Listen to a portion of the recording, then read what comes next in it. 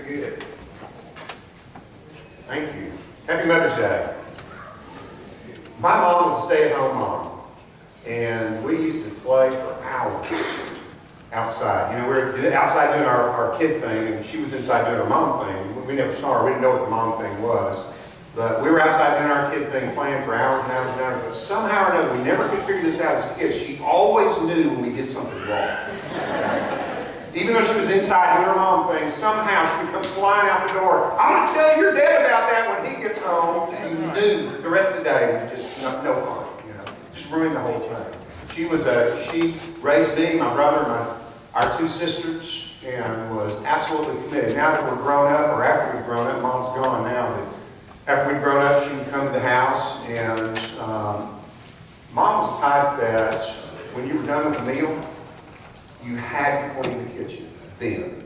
You know, there's none of this sitting down and relaxing. Hey, Mom, don't worry about that. We'll get that later. No, forget it. She'd do it by herself if she had to, you know, so you just better get in there and help her out if you're going to.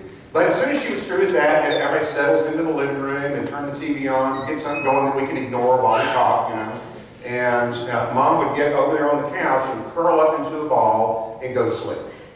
Or so we thought, you know. She would always do that. Just as soon as Mom stopped moving, she went down. And she was over there, and it looked like she had some pretty heavy breathing going on, and she was way off into sleep land. So we would be talking, and somebody would say something about her, and suddenly, out of nowhere, you would hear, I heard that. You know, she had those mom eyes and those mom ears. She was a great mom. Love her to death. Moms, we love all of you. Let us show you our love. Would you stand up, mothers, and let us show our expression to you. God bless you.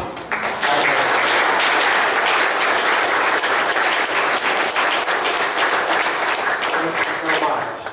Many of you met my mother before she went to be with the Lord. If you knew my mother for very long, there's one thing that you were not confused about, that she loved Jesus Christ.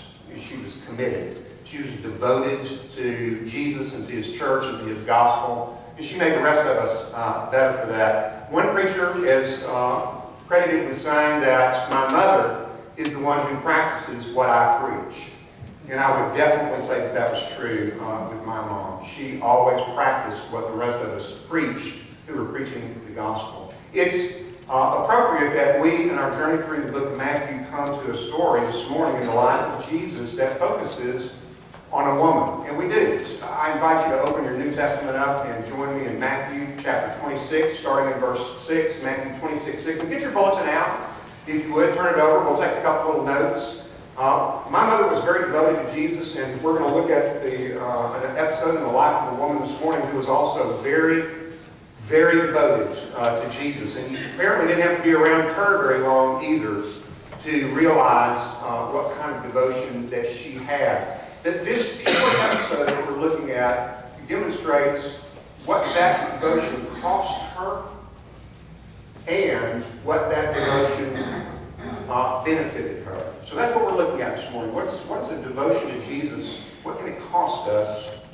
And why would we pay that cost? What is the benefit? Take a look at it. Verse 6. It says, "And when Jesus was in Bethany at the house of Simon the leper, a woman came to him with an alabaster jar of very expensive perfume, and she poured it on his head while he was reclining at the table." Now, right away, when we read that, as 21st century Westerners, that seems like an odd thing to do. I doubt if any of us have seen anything like this happen at a dinner party anywhere where somebody gets up and pours very expensive perfume on somebody else's head. It's not quite as unusual in their culture as it would be in ours, because they would typically, when they came to a friend's house, they would wash their feet because they wore sandals and the streets and roads were dusty. And it wouldn't be unusual for them to give you a little bit of something to kind of make things smell better, if you know what I mean. You know, something to rub in your clothes or in your hair or whatever. But this is still different. This is still different because of the perfume. It's very expensive, and because it's a woman doing it to a man, there's just a lot of dynamics here that will be very eye-catching. But let's back up a little bit and get ourselves in context here. Bethany is a little town just outside of Jerusalem. And so Jesus and his disciples have come to Jerusalem to celebrate the Passover. And it's just a few days away from the Passover. This is a special Passover. This particular Passover is the one where Jesus will be arrested and crucified, and then on the Lord's Day, on Sunday, he will be raised from the dead. So all of this is happening just days before that. There's a level of intensity to Jesus' ministry at this point that is palpable. You can feel it in the air. Something is about to change. Something is about to happen. And what this woman does adds to that sense of anticipation, that sense that something unusual is about to unfold in just a few days. And Jesus is the center of all of that. And you can see that by the way she focuses on Jesus. But look what happens in verse 8. It says, when the disciples saw this, they were indignant. And they said, why this waste? This perfume could have been sold for a large sum and given to the poor. So, this woman who goes unnamed in Matthew's version, John gives us a little bit more details, but let's try to focus on what Matthew wants to tell us. And then we can think about what John adds to it. Matthew tells us that all of the disciples, Jesus' followers, the ones who are supposed to be closest to him, the ones who are supposed to be getting it, the ones who are supposed to be understanding it, that they give her a hard time. That they are indignant, they're angry, that they think that she has done something wasteful. Jesus obviously cares about the poor. Back in chapter 25, when he talked about the day of judgment, he said that on the day of judgment that there will be this dialogue between Jesus and his disciples about feeding the poor and giving those who are thirsty something to drink, giving those who are naked something to wear, inviting strangers in, visiting those who are sick, going to see those who are in prison. And so they understood that there's a social dynamic to the gospel. There's a social mandate to the gospel. And it goes all the way back deep into the Old Testament. Even Moses, when he sent the people into the promised land, he warned them. He said, when you go out and bring the food in from your fields, don't go to the corners.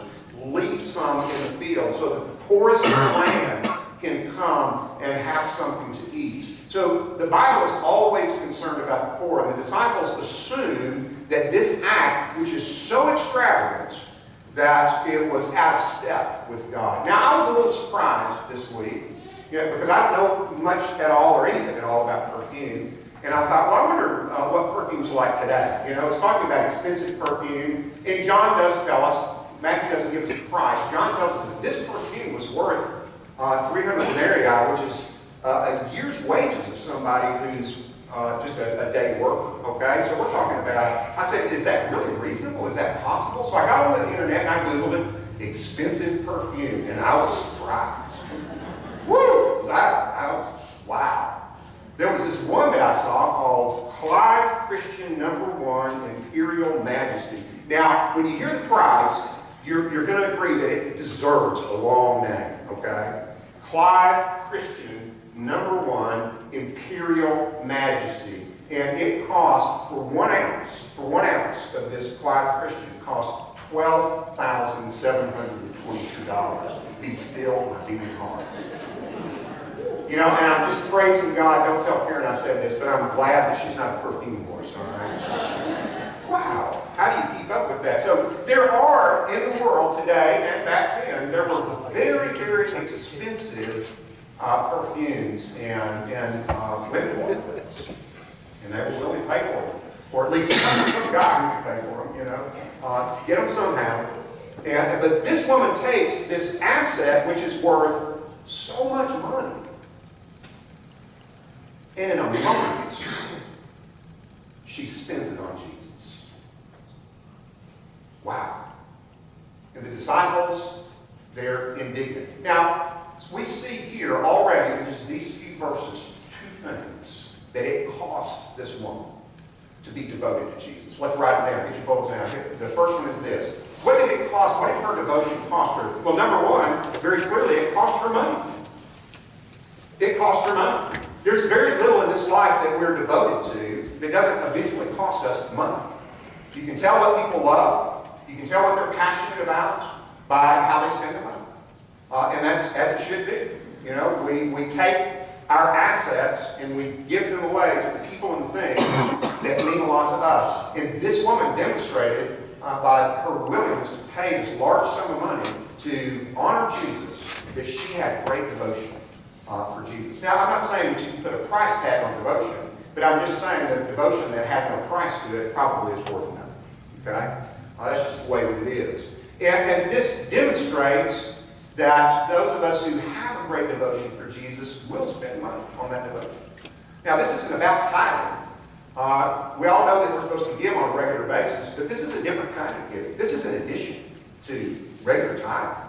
This is just a one-time gift of great value that comes from a heart that wants to honor Jesus.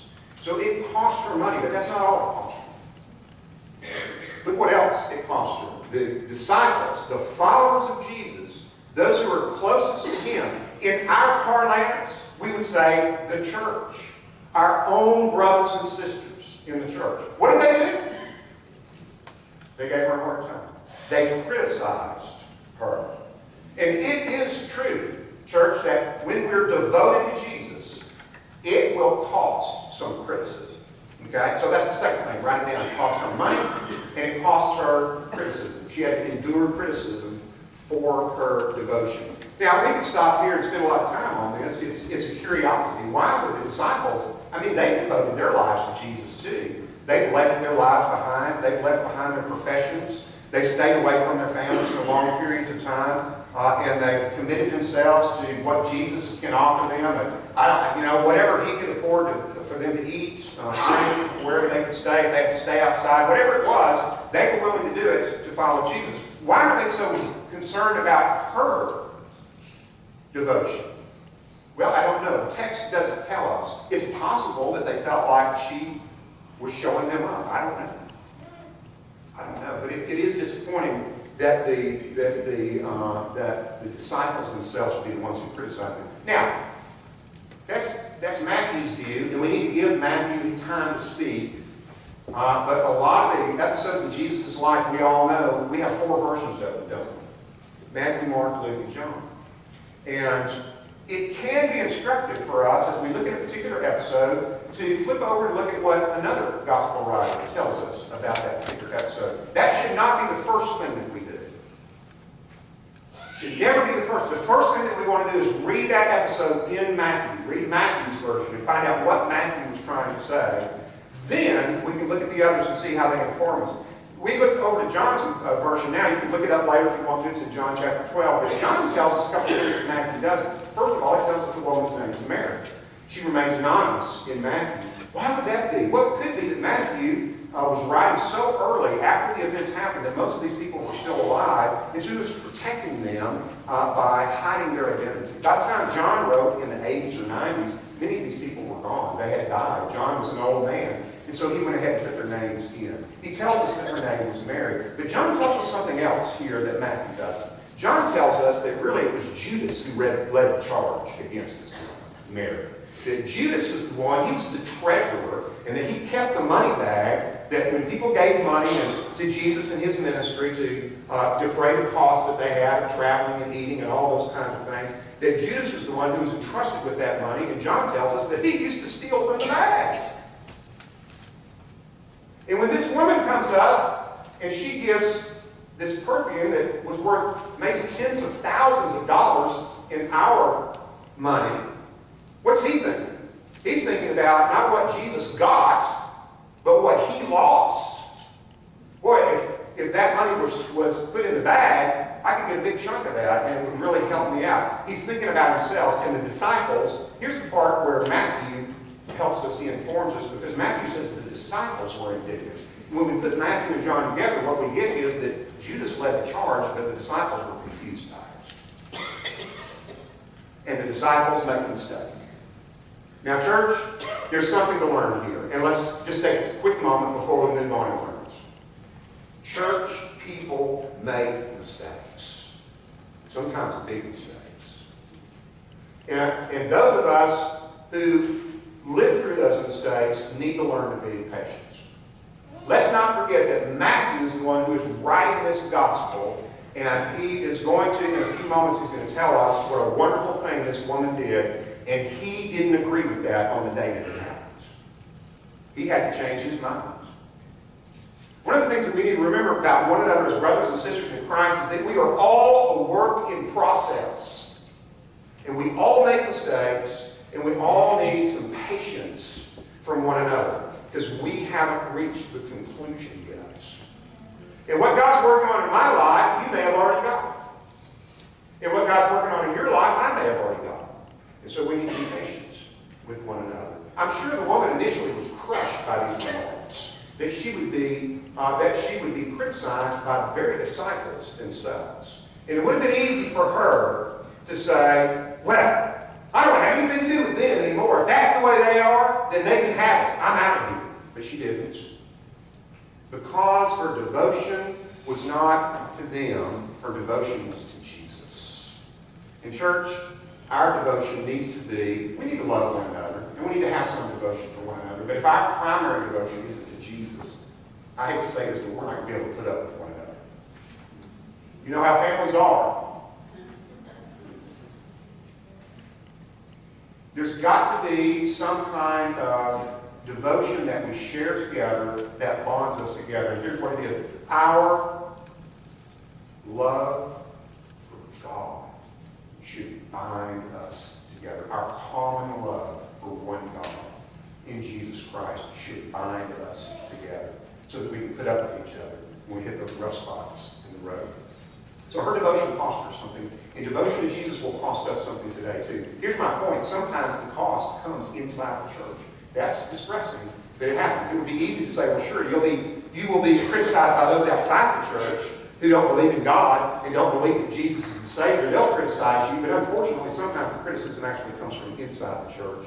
But we can handle that if our devotion is strong enough, pure enough, and bright enough that it keeps us moving toward Jesus Christ. So it cost her criticism, it cost her money.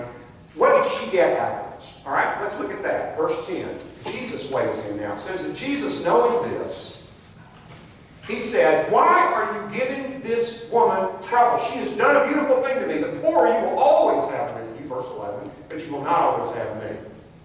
Now let's stop and think about this. The first thing that Jesus does is he defends her. And that is awesome. I love that. You know, he doesn't just leave her hanging out there. He steps right in as soon as he knows what's going on, and he defends her action to show that costly, extravagant devotion towards him. And he says that what she has done, in the NIV it says, a beautiful thing. Kalon Ergon, it could be a good deed, but that good deed kind of sounds flat, really, given the circumstances here. And Kalon can be good or beautiful. I think it should be beautiful here, because what she has done is a beautiful thing. It's not just a good deed. She didn't just wash Jesus' feet. She didn't just wash his clothes. She just didn't just prepare a meal for him. She did something special that was above and beyond. It was extravagant. It is a beautiful thing. And Jesus sees it that way. He says, look, she's done a beautiful thing for me. The poor you will always have with you, but you will not always have me. Jesus is giving us a principle here at church that we need to embrace. Many of you know this already, but it's good to be reminded that ministry can't just be to the body, nor can ministry just be to the soul.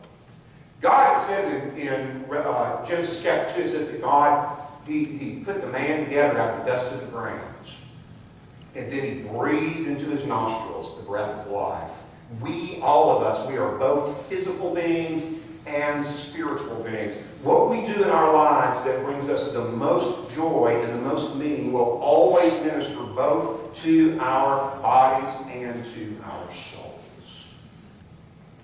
And Christianity must be a ministry to the whole person, body and soul. So Jesus is not just trivializing the poor here when he says, well, the poor you'll always have with you, but you won't always have me. That's not his emphasis. That is something that even Moses said back in Deuteronomy. He says the poor will always be in the land, and that's when he talked about the gleaning. He said, make sure that you leave something.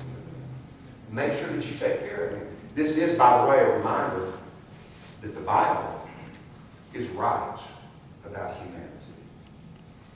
and the optimistic, progressive, liberal, atheistic view of humanity is simply wrong.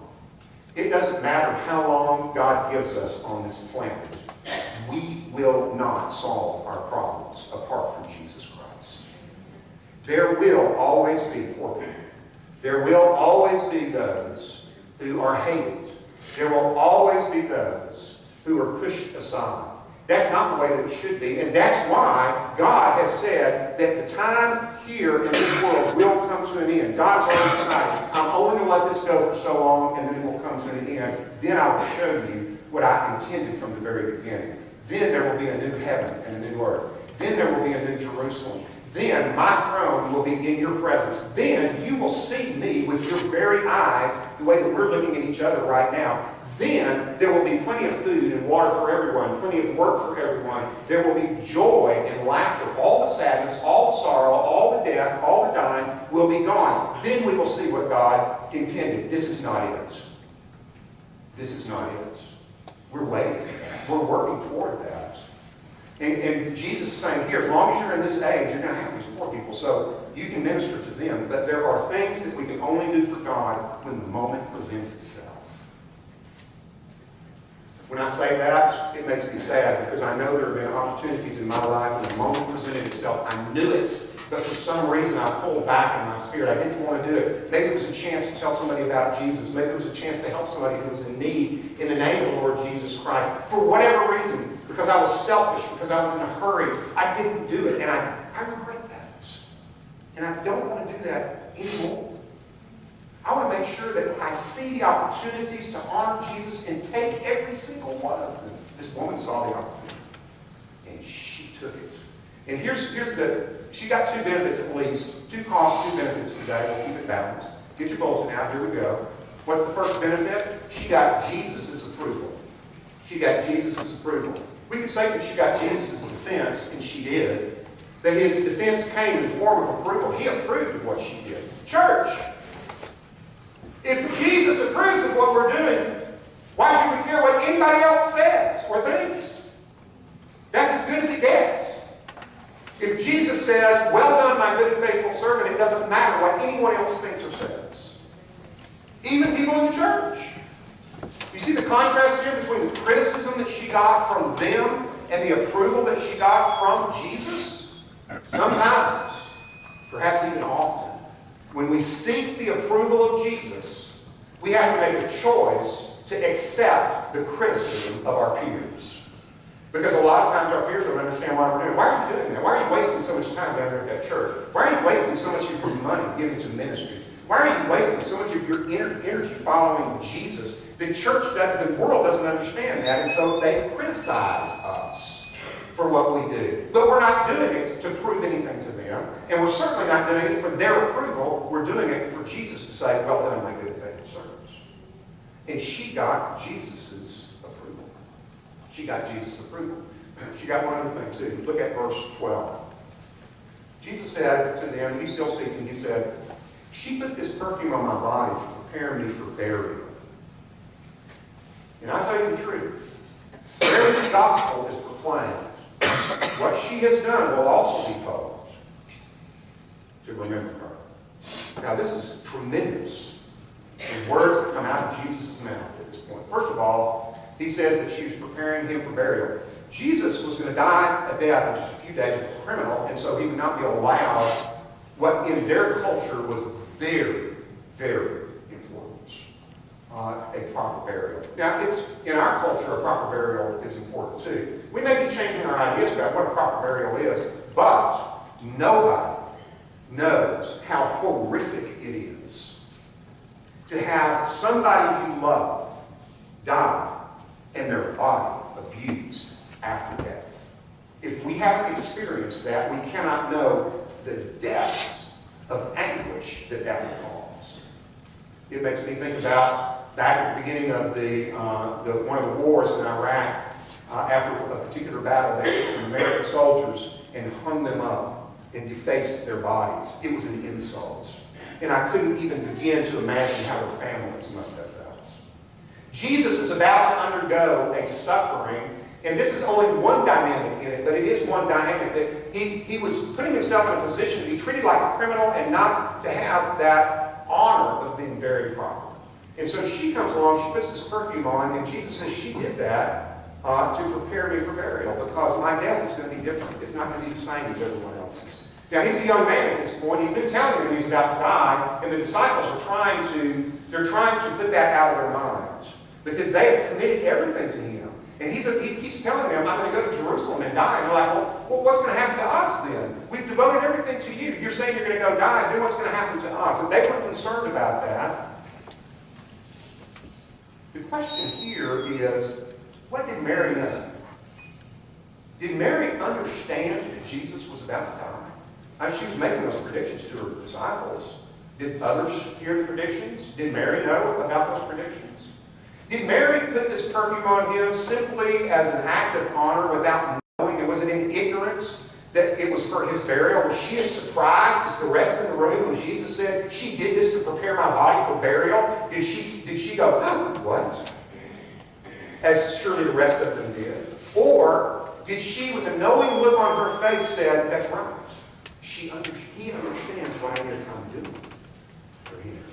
There's no way for us to know because the text doesn't tell us. And for many years, I thought that Mary was ignorant.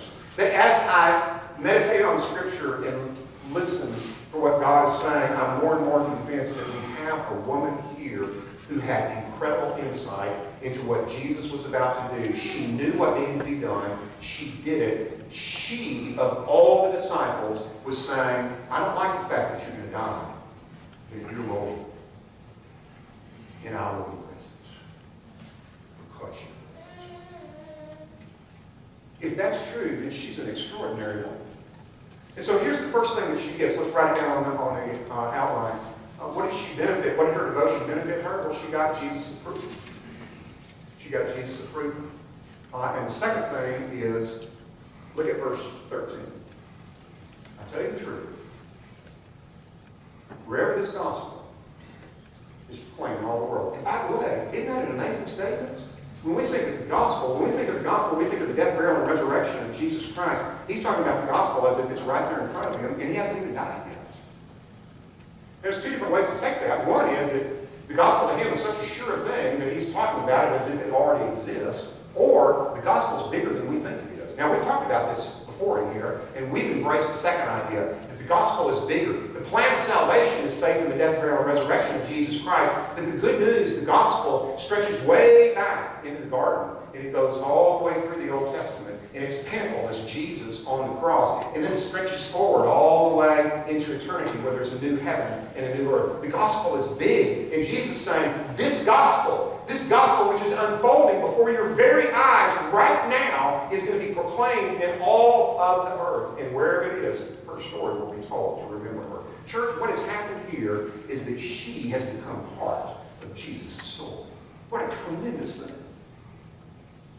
And here we sit 2,000 years later, and we can affirm that his words were true. Her story has been told wherever the gospel was told throughout all the world. Here it is, being told again this morning, almost 2,000 years later.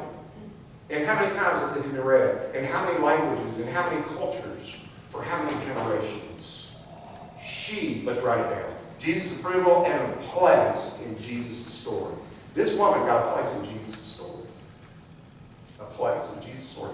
You know, as I observe our culture and our society and the trajectory that we're in spiritually, and I think about the battle that's happening, particularly right now for family, marriage, family, for parenting, all of those things related to this beautiful blessing that God has given us called family.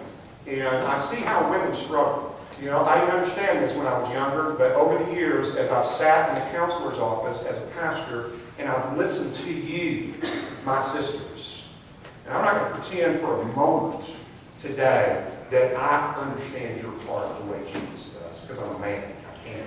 But I've heard you. And I've wept. And I weep today over the way you are treated by this culture. This culture tells you that until you do something, and unless you do something, unless you have some kind of accomplishment apart from the men in your lives and the children in your lives, your family and your kids, that you don't mean anything. That you have wasted your time. That until you break free from your family and get out there and do something in engineering or something in math or something in science, that you somehow failed your gender.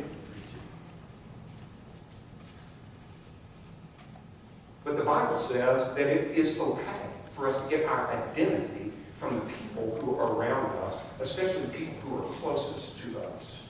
The Bible affirms you if you have decided that your identity in large part is as being a wife to a man, as being a mother to a son and a daughter, that God looks upon that with favor, that He doesn't consider you to be wasting your life like the world often says. Here again, we have this choice. Are we going to please God or are we going to please the world? And when we please God, we're probably going to be criticized by the world. Now, am I saying that a woman cannot have accomplishments outside of the home? Absolutely not. But I'm saying, well, let me say it this way. I read something fascinating this week. It was by a woman named Kelly Gormley. She's a writer. She has a sister. Her mom passed away about a year and a half ago. And when Kelly and her sister were going through her mother's things, she found a letter that apparently her mother had written many, many years ago because for some reason she was afraid she might die before she finished raising her girls. So she wrote this letter, she sealed it, and she put it in a place where they would find it only after she was dead. Well, they found it about a year and a half ago.